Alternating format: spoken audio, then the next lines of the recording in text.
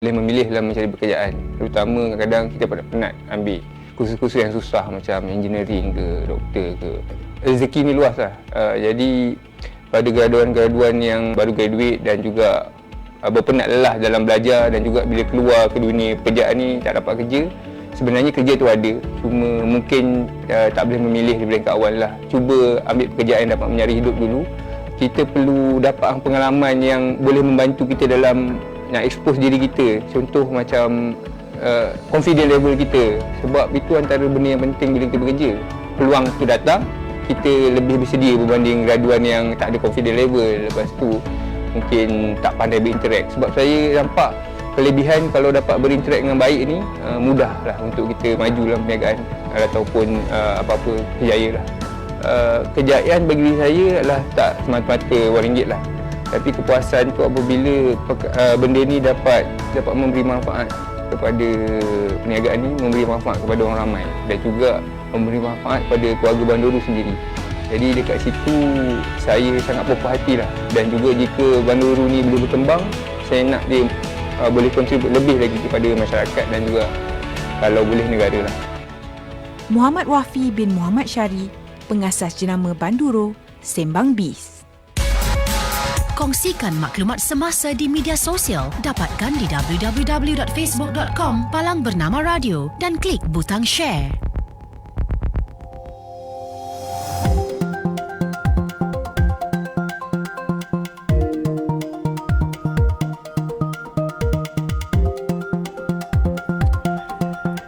Okey, baik. Assalamualaikum dan salam sejahtera. Untuk waktu ini kita teruskan dalam segmen Alangkah Baiknya. Kita bawakan Encik Roslan Ghazali selaku pengasas dan juga Ketua Pegawai Eksekutif Tokland Agritrade Asia Sdn Bhd. Assalamualaikum Tok Lan. Waalaikumsalam Cik Amar. Baik, akhirnya. Okey, baik. Mungkin Tok Lan boleh tarik sikit mikrofon ke depan Tok Lan. Jauh sangat Okey, baik. Untuk hari ini kita nak bercerita tentang satu topik yang sangat baik, iaitu penanaman di atas bumbung ataupun rooftop farming. Adakah ianya penyelesaian kepada pertanian bandar? Okey, baik. Mengikut pemerhatian Tok Lan, adakah rooftop farming ni mampu menjadi alternatif kepada pertanian bandar ataupun urban farming di Malaysia? Ramai yang suka bercucuk tanam, tapi alamak bro, aku duduk apartmen lah bro. Macam mana tu Tok Lan? Okey, first of all, terima kasih Bernama Radio. Hari ini Alhamdulillah selepas 10 episod Cik Amar. So kita dah 10, diam tak diam dah 10 episod. Akhirnya hari ini kita bertemu, bertentang mata Cik Amar sebelum ni melalui Skype. Kalau kedai line tak elok Cik Amar, bila line tak elok, bila dari incoming call terputus. So mungkin kelancaran kurang, mungkin informasi yang nak kita sampaikan kepada pendengar ada yang tidak sampai Cik Amar. Jadi kita memohon maaf lah sekali lagi kepada pendengar-pendengar Bernama Radio. Jadi bermulai hari ini, minggu ini insya-Allah kita akan hadir ke studio Cik Amar, supaya perkongsian yang kita kongsi bersama pendengar dapat disampaikan dengan lebih baik lah. Jadi Cik Amar, for the past 10 episode 11 episod Cik Amar, 10 episod bersama saya, dan last week kita bersama dengan 2 minggu lepas bersama Tuan Said daripada Kuching. Last week kita off sebentar because kita ada program di luar. Jadi untuk 11 episod yang lepas kita bincangkan pelbagai teknik-teknik tanaman, terutama yang kita fokus pada urban farming atau pertanian bandar Cik Amar. Jadi pelbagai teknik-teknik informasi yang kita kongsikan. Jadi kita harap pendengar-pendengar Bernama Radio mendapat manfaat daripada perkongsian yang telah kita berikan Cik Amar. Jadi minggu ini kita ingin berkongsi sedikit berkaitan dengan rooftop farming Cik Amar. Rooftop farming ni salah satu cabang dalam urban farming Jadi untuk sebab pemerhatian kita, jadi kita Tokland ni kita nampak ini adalah satu cabang pertanian yang masih belum diteroka sepenuhnya di negara kita Cik Amar. Di mana kita lihat di negara-negara maju, di negara luar, take for example Jepun, Singapore, our neighbor countries. Singapore sekarang mereka sangat aktif, sangat agresif dalam menjalankan pertanian rooftop farming. Of course because dia ada constraint in term of space, tak cukup tanah. Jadi mereka menggunakan pakai rooftop farming. And then kita dapat information masa MCO itu kerajaan Singapura telah memperuntukkan 30 bilion bajet untuk aktiviti rooftop farming di Singapura. Jadi atas HDB punya flat semua mereka akan utilize jadikan rooftop farming.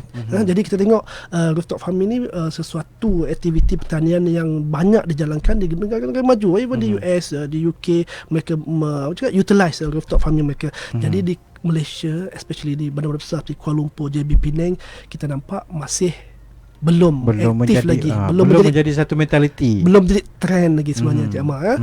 Itu perhatian daripada pihak Dockland lah yang kita nampak sekarang. Baik, tapi pada pendapat Cik Roslana kan, daripada rooftop farming, adakah ia perlu digiatkan lagi di Malaysia, terutama di bandar-bandar besar? Kita pun dah jadi banyak bandar-bandar yang dah jadi dinaik taraf sebagai bandaraya. Kan, jadi bangunan apartmen berceracak sana sini. Macam mana Tuan? Okay, of course yes. Memang kita sebenarnya kita nampak ini adalah satu lagi peluang untuk kita menggiatkan aktiviti pertanian bandar kita. Selain kita ada teknik-teknik lain, kita tanam di kawasan tanah, di kawasan bawah lah. Maksudnya di community farming, di masjid-masjid, di sekolah dan sebagainya. Jadi ini satu lagi cabang yang perlu kita lihat dan ambil peluang. Kita tengok kalau di KL, for example, kita pergi lihat di KL, JB, Penang, banyak rooftop farming yang dibiarkan kosong, tak diutilize. Kita tengok di KL pun banyak, kadang bukan setakat bangunan-bangunan Cik Amar, kita tengok parking lot rooftop pun tak digunakan pakai. Kawasan yang luas, kawasan yang cantik. Jadi kita nampak benda ini sesuatu peluang yang perlu diambil oleh semua pihak, terutama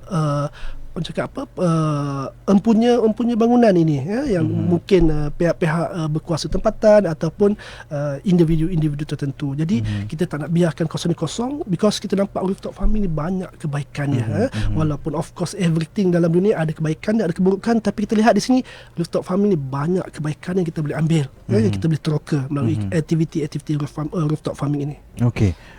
Macam Tok Lan cerita lah, apa kelebihan, apa kekurangan tentang rooftop farming itu sendiri. Sebab saya pernah tengok satu dokumentari dari Jepun. Mereka menjadikan lantai bumbung atas sebagai satu kawasan penanaman padi di Jepun. Saya rasa macam tanam padi atas bumbung.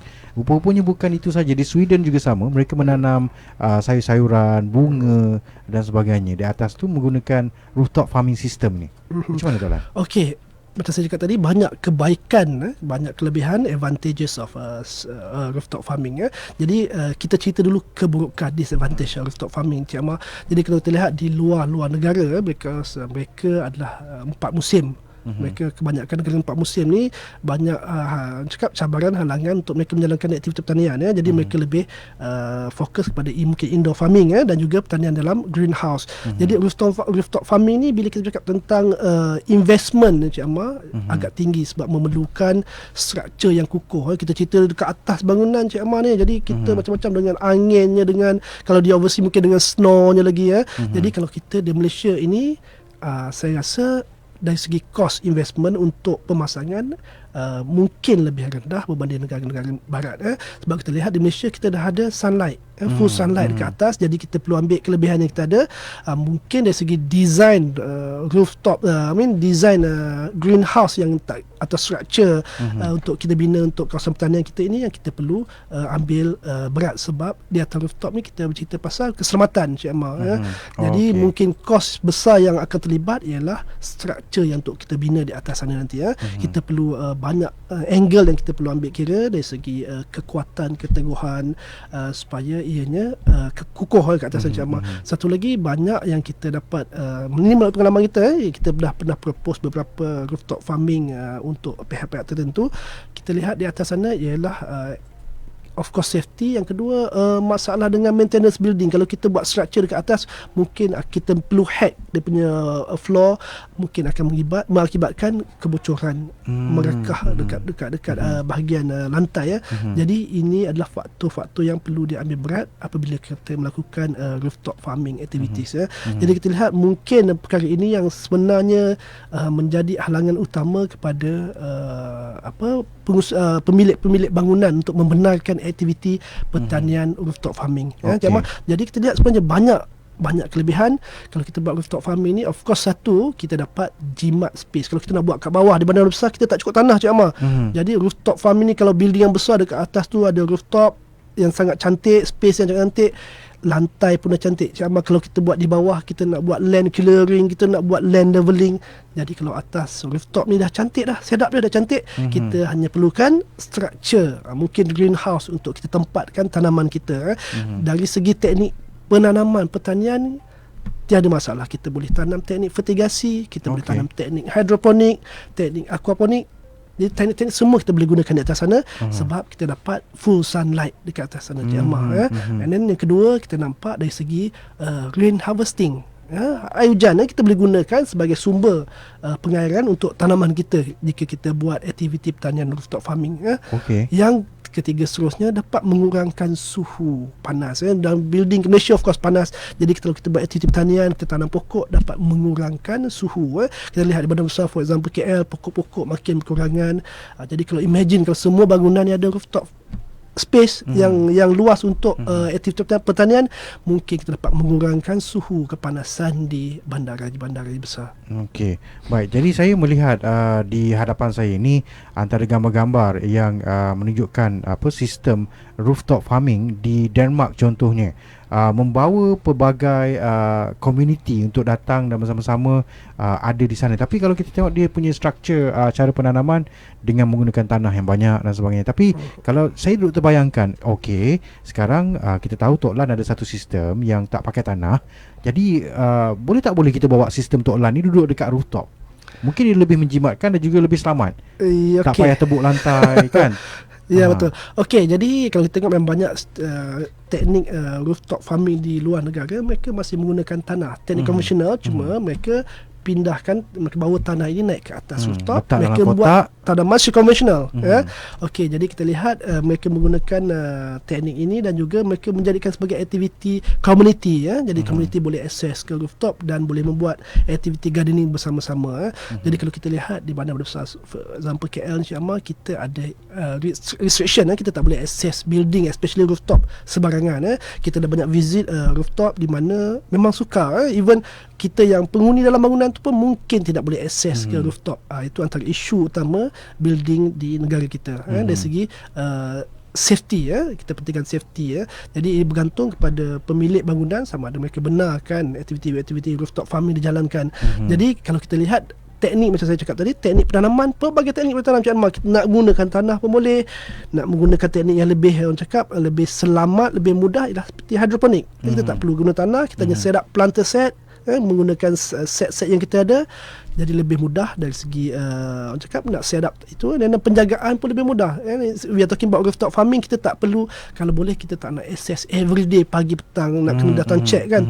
Jadi apabila kita menggunakan teknik hidroponik ni, mungkin 2-3 hari sekali kita pergi visit rooftop farming. Jadi macam saya cakap tadi, dari safety bangunan ni, tak semua bangunan kita boleh akses ikut sesuka hati kita. Jadi kalau kita nak buat aktiviti tu sebagai aktiviti community, ada sedikit halangan, kecuali kita menggunakan rooftop tempat-tempat awam. Contoh macam kita ada masjid yang ada rooftop, Jamaah. Masjid, kawasan parking di KL banyak yang ada rooftop yang kosong, yang terbiar.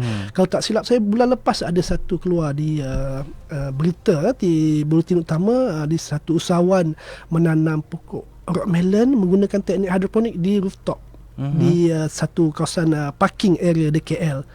Memang cantik because of course dia lantai dah rata semua, dah dapat sunlight. Memang cantik. Kalau kita set up di kawasan yang lebih tinggi, mungkin rooftop tingkat 30-40, serangga nak sampai pun susah, Cik Ahmad. Itu advantage kat situ. Bila serangga kurang, kita tidak perlu menggunakan racun serangga lagi. Pesticide perlu lagi. Tak perlu guna pesticide lagi. Okey, wow, menarik. Jadi sambil-sambil Tok Lan cerita tu, saya tengok juga apa yang berlaku di Bangkok Thammasat University, salah satu yang tertua di Thailand, mempunyai urban rooftop farm yang terbesar di Asia. Okey, bayangkan dah macam hutan dah. Kan, tapi mereka menanam sayur-sayuran dan juga bunga-bungaan. Malah kalau kita lihat di atas sana, pokok pun boleh hidup. Wow, cantik, tenangnya. Kan, serenity kan.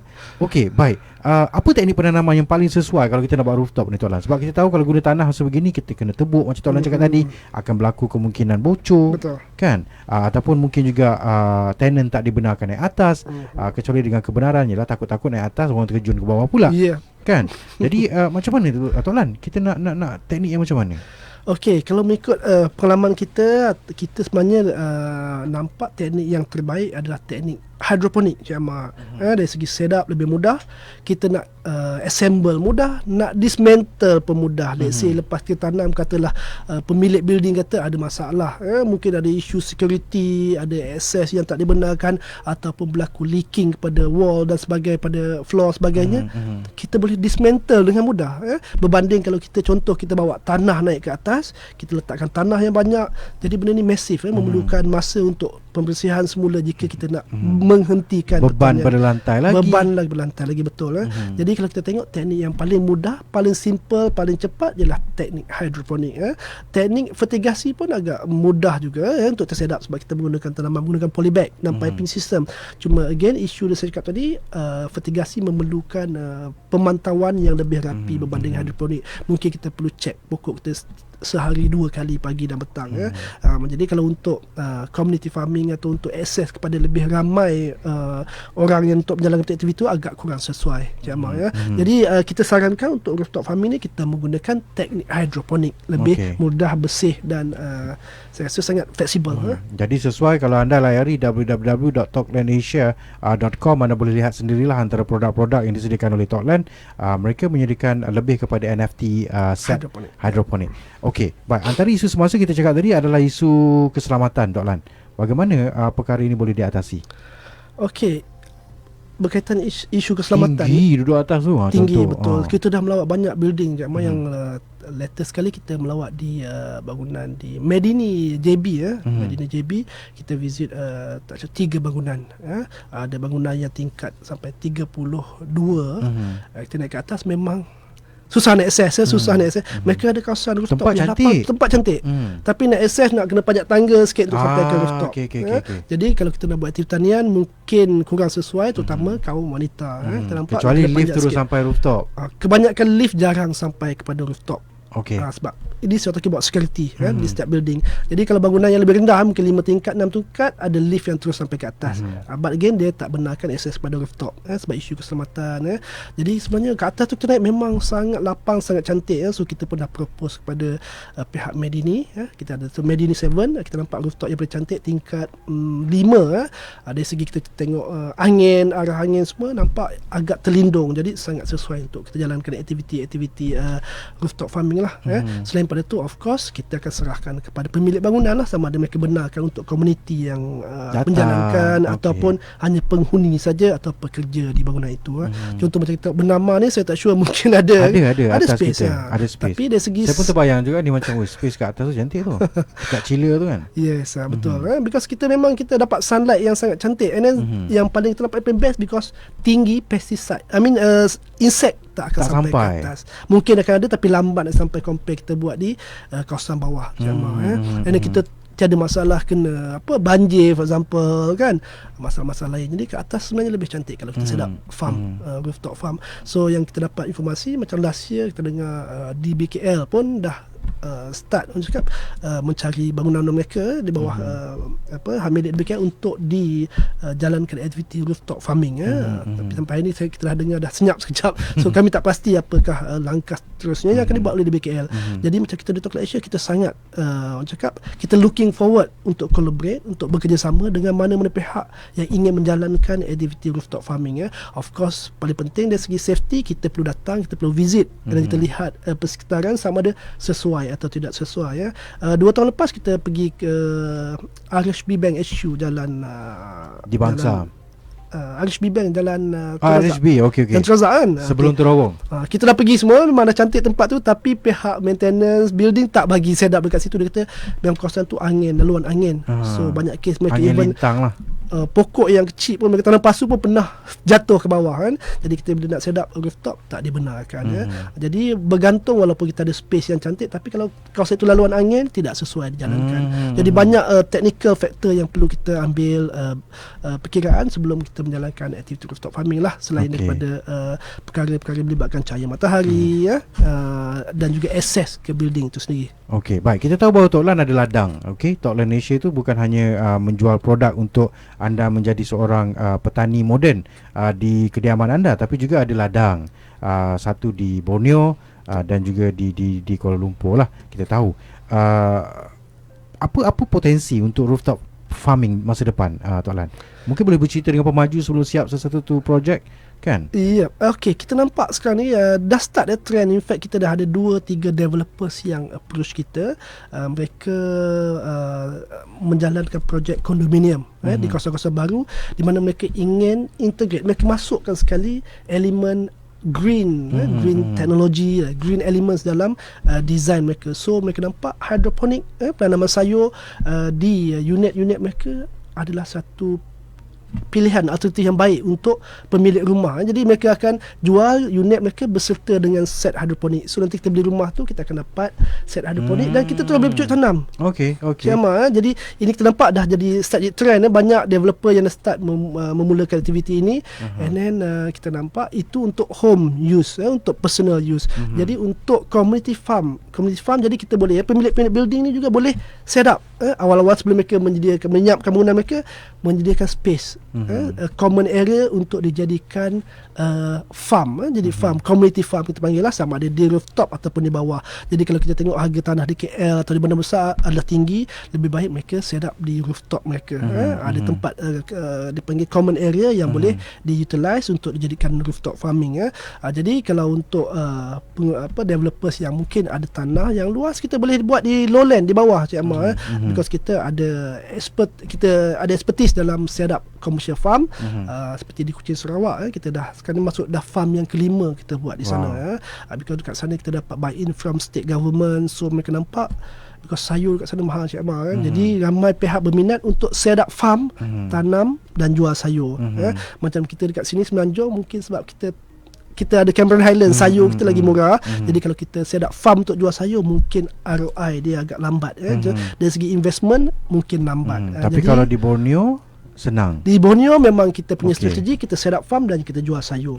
Jadi dekat sini di Semenanjung kita lebih fokus pada urban farming untuk home use. Untuk home use. Betul. Itu saya kena bersetuju dengan Tok Lan. Sebab Tok Lan tahu pun, saya pun menanam juga dekat rumah. Dia satu perasaan yang sangat seronok, Tok Lan. Kita bangun tidur tu, kita buka sliding door, terus siram pokok dulu. Kan, buka-buka mata tengok terung menjadi timun, menjadi bendi, menjadi, ya Allah, seronoknya. Terapi Dia sesuatu yang mungkin susah untuk kita cakap kepada orang yang tidak mengalaminya. Dia cukup senang sebenarnya. Jadi terima kasihlah kepada Tok Lan di atas semua nasihat yang diberikan untuk menjadi seorang petani kat rumah ni kan. Tapi Tok Lan, kita tahu Tok Lan juga ada kolaborasi bersama dengan kementerian contohnya untuk membantu masyarakat. Mungkin Tok Lan boleh bercerita lebih, nak cari ramai lagi rakan-rakan kita yang berminat ni. Of course memang kita looking forward for any collaboration ataupun any program yang melibatkan urban farming ataupun farming, community farming, Cik Amar. So semalam baru saja kita jalankan satu program di UKM Ceras. So kita set up satu mini farm untuk pesakit secretary. Secretary. Jadi farm ni memang khas disediakan untuk pesakit secretary, untuk terapi dia orang. Part of dia punya proses. Yang pesakit-pesakit proses penyembuhan lah. Pesakit-pesakit dipilih ni yang dah almost dah nak lah. Stage dah dah nak keluar kan.